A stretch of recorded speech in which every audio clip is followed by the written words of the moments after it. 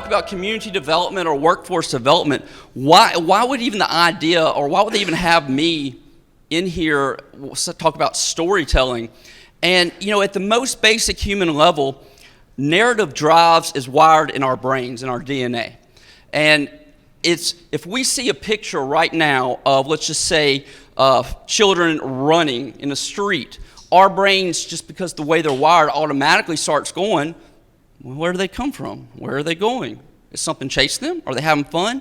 And so if you understand that those are the things that are neurologically happening in your brain, then you can play off those and use them for your advantage in building your community. We talked about how to get people to repeatedly come back to our community or allow residents to want to stay and grow. And my theory is we have to create a sense of wonder. My theory is that when we go to a thriving community, we want to go back because there is a sense of wonder. And when I say sense of wonder, it evokes the emotion that of what are the possibilities that could happen? What are the opportunities that could happen? And as we're talking about a community, what are the possibilities and opportunities that could happen in a community? The three areas that I have seen in my experience as an economic developer, and that's all I was for the last 10 years, my final role as the executive director of the Washington County Economic Alliance, where I was flying around recruiting people. When we talk about wonder, what I've realized is three things when I went to a community that would make me want to come back.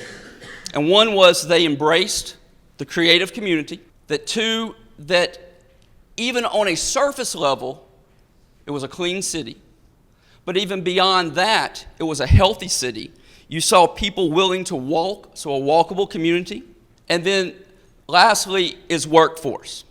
And again, we all know that workforce is the most important driver, but really what is your community doing to uplift not only the workforce programs and to help the industry, but the people that are taking those classes. And that's where I truly dive deep for myself. Nothing that I love more than going to those first day of those workforce classes, and I would ask the question, was anybody made fun of for taking your nights away to, learn how to mess with tool and die? And people would raise their hands. Their friends made fun of them. And I said, I want you to know right now, I'm proud of you. And so many people that are doing workforce training don't ever hear that. So whenever you have the opportunity to talk to somebody that's in a class, tell them you're proud of them. And then furthermore, while we're all here, the ACT Work Ready system is the number one way, hands down, that you can assess the talent in your community and then use that assessments to promote the workforce and skills equity in your community. How do you set your community apart? And especially for all of you that are in a rural area, that you'll probably hear all the time, people think, well, we don't have a big workforce, or we don't have a strong workforce. As an economic developer, I would find out where the company's from or wherever they would look at other communities to go, and I would put our ACT numbers right next to theirs or where their plan is, and I could say, yes, you have a larger population, but guess what?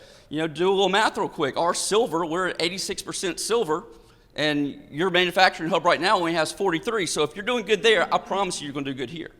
And that would take workforce question off the table. To be in the community is to believe in the community. Please reach out to me, and thank y'all so much. I'll be here if y'all want to answer any questions.